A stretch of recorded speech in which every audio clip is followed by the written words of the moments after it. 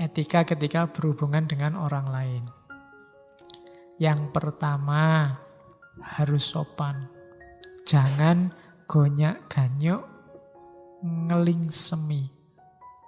Gonyak-ganyuk ngeling semi itu perilakunya ndak sopan, membuat malu. Di Jawa konsep malu itu luar biasa. Kalau kamu sudah disebut orang duwe isin, itu kiamat duniamu. Kamu sudah tidak dianggap manusia dewasa. Jadi ndak, hati-hati, jangan melakukan sesuatu yang memalukan. Biasanya hal-hal yang ndak sopan. Dan itu nanti kalau belajar etiket Jawa, sangat banyak hal. Hati-hati benar orang Jawa untuk tidak membuat malu. Mulai cara makan, cara minum, cara ngomong, cara lewat, cara. Ada rumusnya sendiri. Untuk tidak apa? Tidak memalukan. Ngomong aja kan ada levelnya. Mau nguku, mau kromo inggil. Itu yang bikin siswa-siswa hari ini stres itu. Belajar bahasa Jawa itu kan. Tapi enggak, karena memang di Jawa konsep malu itu luar biasa. Dan ndak boleh nggugu karepe priyangga. Nggak boleh sak karepe dhewe. Apa-apa dipikir dulu, dipertimbangkan. Jangan mabuk pujian. Tempatkan diri. Patuhi tatanan negara, angger-anggering keprabon. Oke, terus saya agak cepat, wis 9:30. Kemudian, kalau tadi ya aspek pasifnya, aspek aktifnya apa? Bangkit, ajur, ajer. Pandai bergaul, kalau diajak omong menyenangkan. Kadang-kadang basa-basi tapi basa-basinya menyenangkan. Mung ngenaki tiasing liyan. Kan ada orang itu ditonton wae kita males.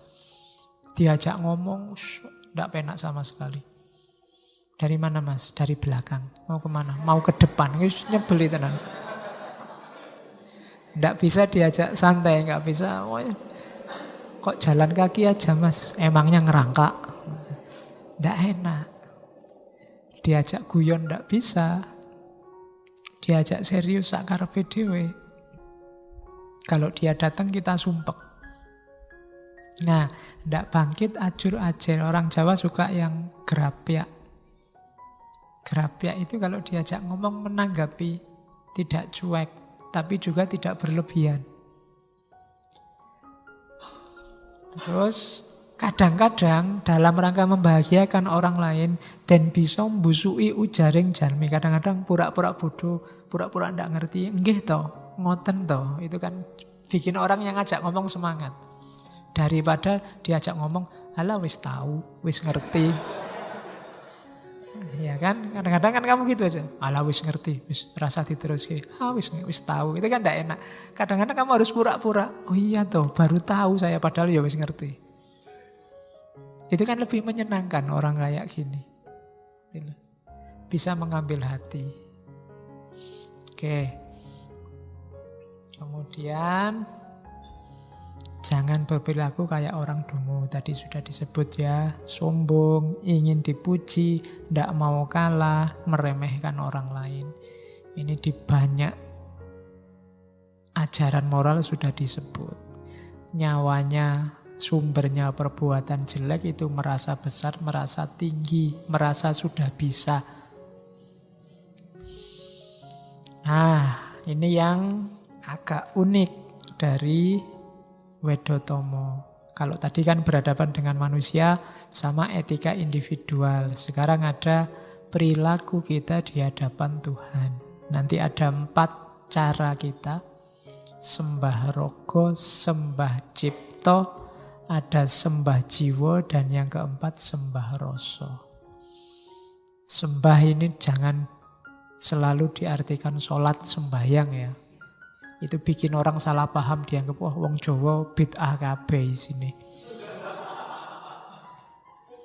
Enggak, sembah itu ya mungkin nanti yang sholat disebut sembahyang.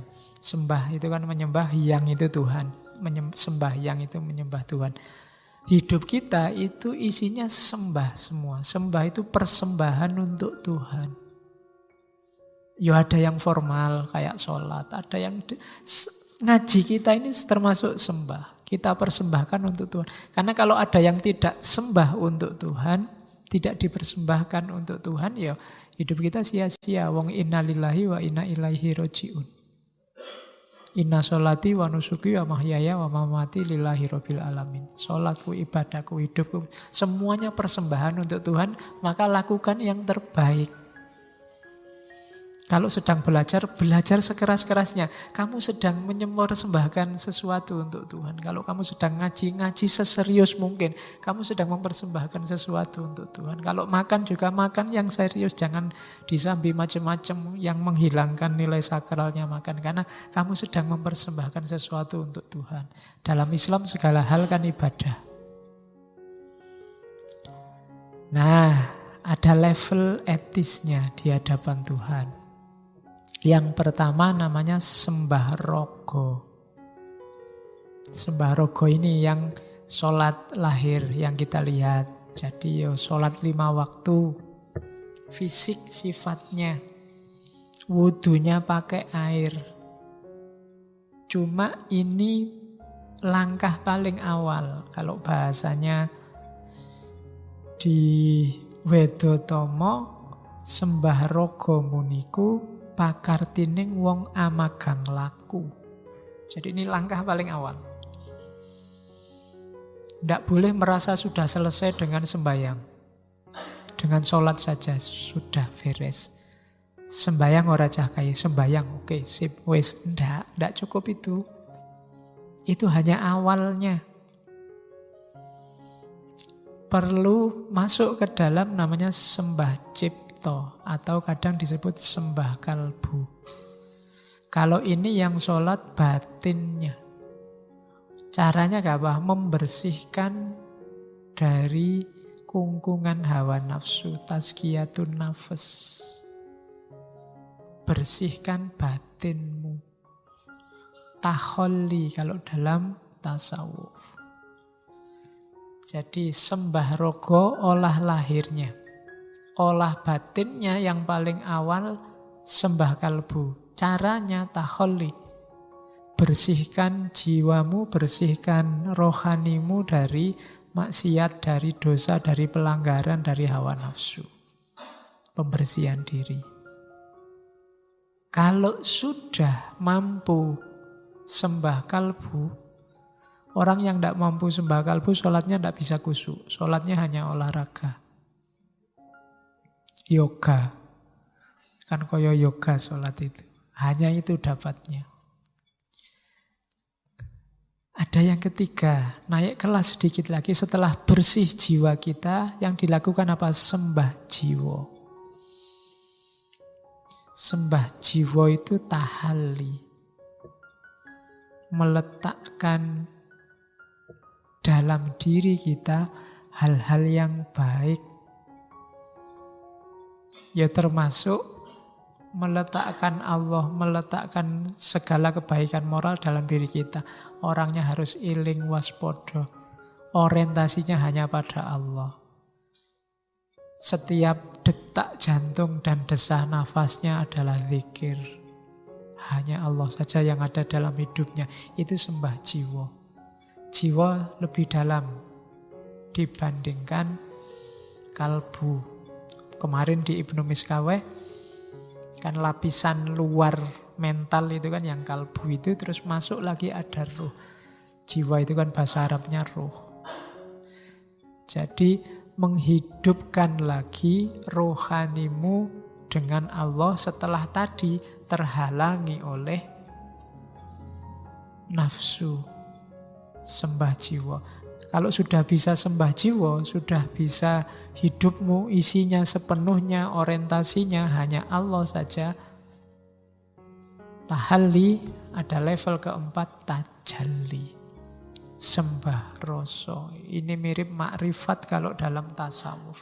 Kamu akan menemukan hakikat. Kamu akan menyadari rahasia terdalam hidup ini. Dan kalau sudah nyampe sembah rasa, itu kamu sudah nyambung langsung sama Allah. Mursyidmu juga sudah tidak ikut-ikut lagi. Jadi itu level paling tinggi. Step-step, makom-makom yang harus dilalui oleh seorang manusia dalam rangka ilaihi roji'un. Kalau sudah sembah rasa, kamu sudah ketemu. Sudah ketemu sudah ketemu Allah. Jadi rogo, kalbu, kemudian jiwa, dan yang keempat rasa. Jadi totalitas hidup kita isinya hanya Allah. Itu etika di hadapan Tuhan. Nah, Mangkunegara mengkritik keberagamaan yang formalistik. Formalistik itu ya tadi hanya raganya saja.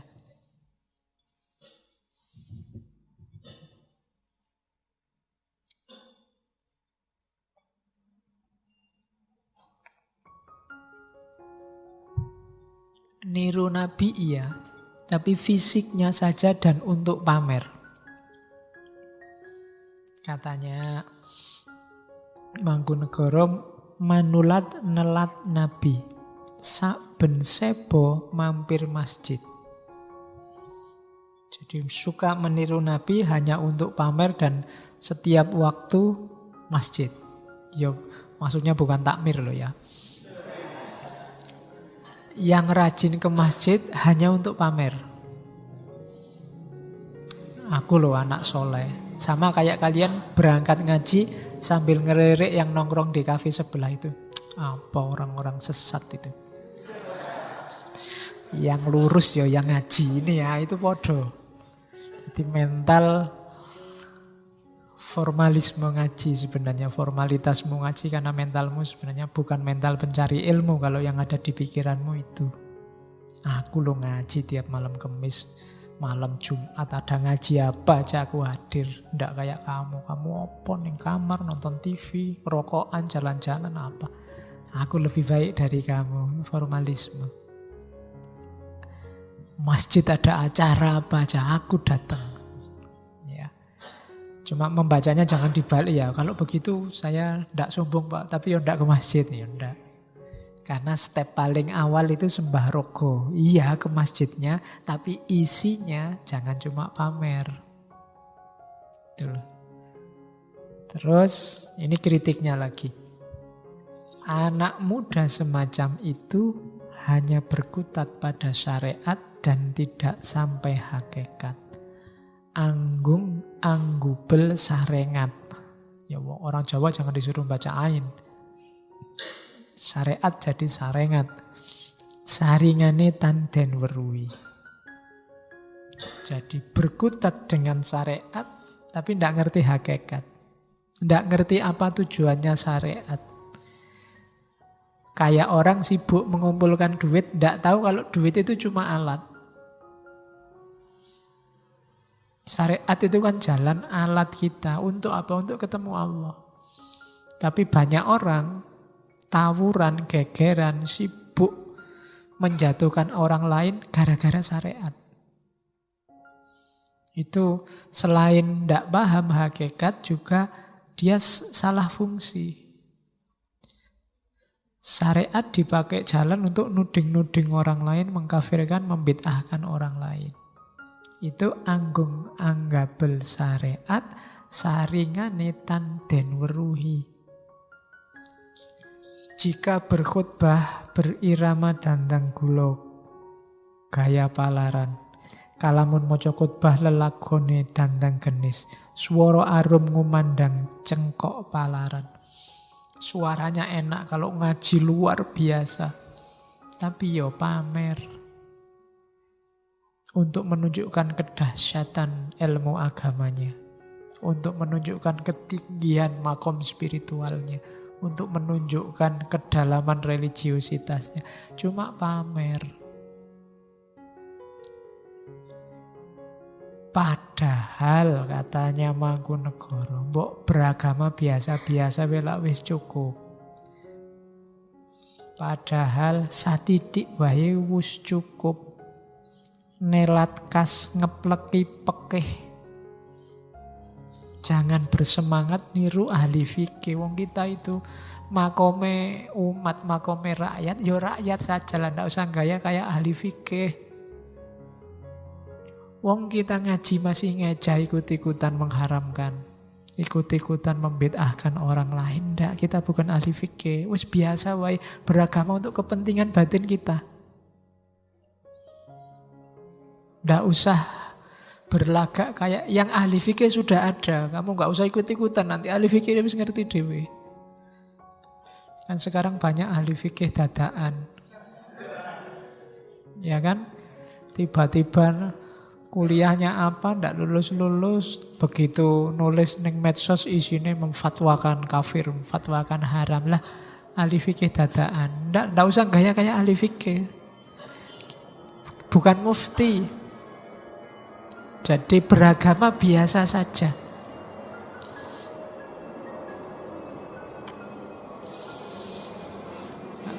Satitik bae wis cukup.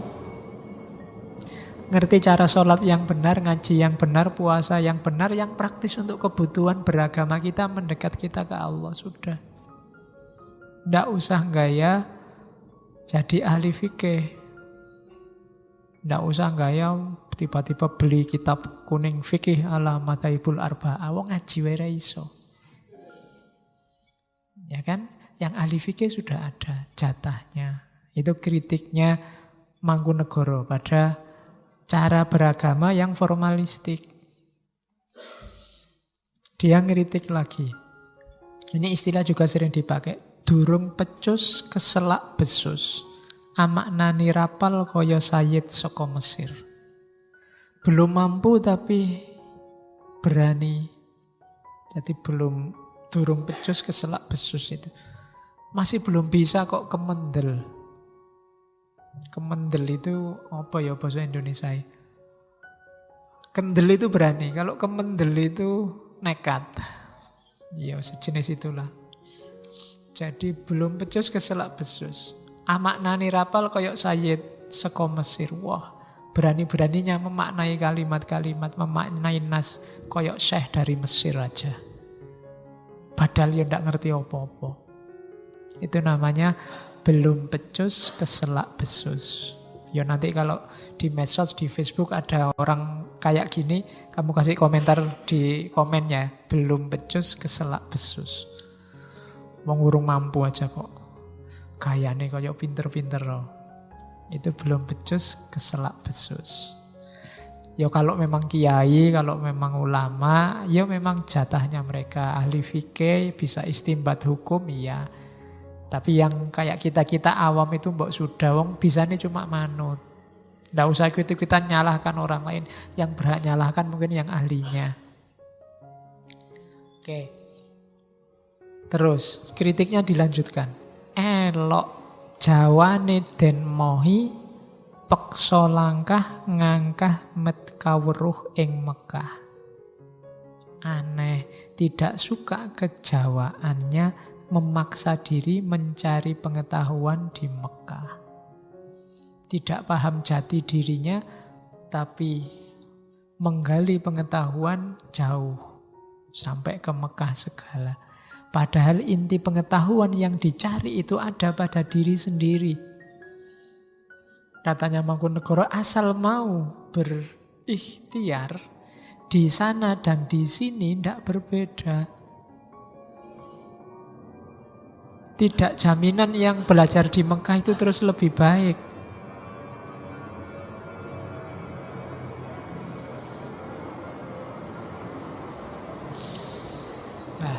Ambil nafas sebentar.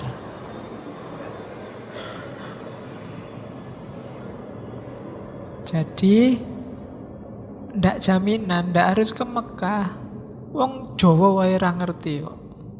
Apa neh Mekah itu kan bahasa kasar ngono. Kok enggak ya?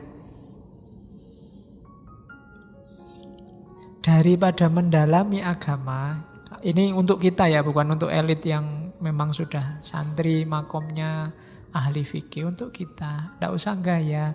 Daripada mendalami agama, lebih baik nyari nafkah ngupo bogo. Jadi berhubung ditakdirkan sebagai orang lemah, ya lebih baik mengabdi raja tadi PNS, bertani atau berdagang, suwiting noto, tani, tanapi, agrami. Sudahlah untuk kita, ayo diurusi urusan kita yang wajib-wajib buat kita. Yang mahasiswa yo sinau belajar, yang tani yo bertani, yang dagang yo dagang. Nggak usah melu-melu diskusi yang di luar jangkauan kita. Ya meskipun kemudian di kalimat akhir Mangkunegara merendah, mungkin khawatir dimarahi kiai-kiai. Padune wong dahat cubluk durung weruh cara Arab. Saya ngomong gini ini karena saya itu bodoh, ndak ngerti agama, belum tahu cara hidup orang Arab. Ini merendah sekaligus nyindir. Jadi ya yo sepurane mohon maaf saya ngomong kayak gini. Wong saya itu orang bodoh, ndak ngerti kayak gimana sih Arab itu. Kan orang-orang sekarang suka yang ke Arab-Araban. Nah, makanya dia sebenarnya nggak sekarang, dulu juga begitu, nggak tahu kalau sekarang. Jadi padune wong dahat cubluk durung weruh cara Arab. Kalimat-kalimat Jawa ini bisa kamu ambil untuk komen di statusmu. Oke, nah ada contoh ideal. Ini sebenarnya ada di bait-bait awal, saya taruh di belakang. Contoh ideal yang disarankan oleh Mangkunegara itu Panembahan Senopati yang mendirikan Mataram, yang sebenarnya statusnya adalah anak angkatnya Hadiwijaya Joko Tingkir. Cuma karena dia tekun di jalan ilmu, tekun melakukan suluk, tekun tirakat, akhirnya ketemu dan dapat wahyu ke Prabon sampai jadi raja.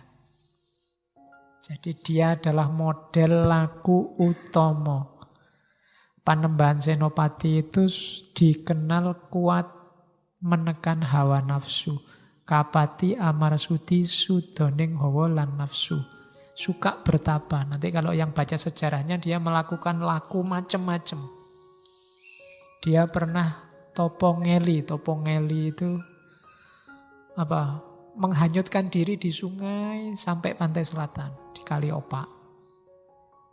Jadi semedinya gitu. Pernah di satu waktu ngelakoni 3 tirakat sekaligus. Yo ngalong, yo ngidang, yo kungkum.